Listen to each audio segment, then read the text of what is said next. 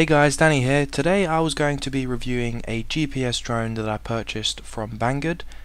Things didn't quite go to plan, however. When I unboxed the drone, I noticed that there were some marks underneath each wing.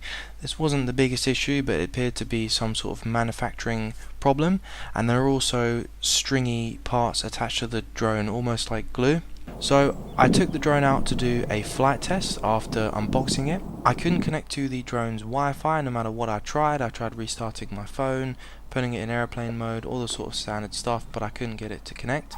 So I decided just to fly the drone and see how well it handled. It wasn't too bad. It seemed to be a little bit slow in responding to my control input at times. The control distance was fairly good. I can't comment on the camera quality, as I'm going to explain in a second. I lost the drone and it had a micro SD card in it that had all the footage. So after flying the drone for a few minutes, the drone started to seem like it was wobbling and circling on a spot, which is not uncommon with GPS drones. Sometimes they will stay in the same area, but they will kind of circle or wobble slightly. This can be sometimes caused by wind or just the drone really not functioning properly. So the drone started to do this more and more, and then it felt like I didn't have control of the drone any longer. At this point, before I really had time to react, you'll see the drone kind of did 2 circles on itself and then just went completely crazy and flew off into the distance and then crashed into some trees. The beeping noise was when I hit the return to home button, but this made no difference whatsoever.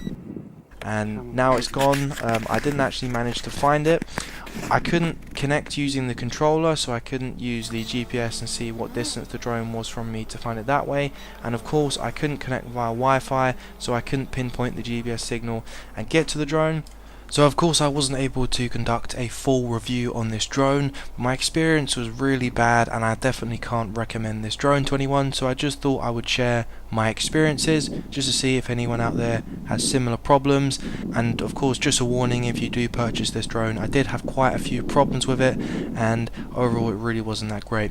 Anyway, I really appreciate you guys watching. I hope you enjoyed the video. If you did, please give it a thumbs up. If you're new to the channel, please consider subscribing for more videos like this one. And of course, I will see you in the next one.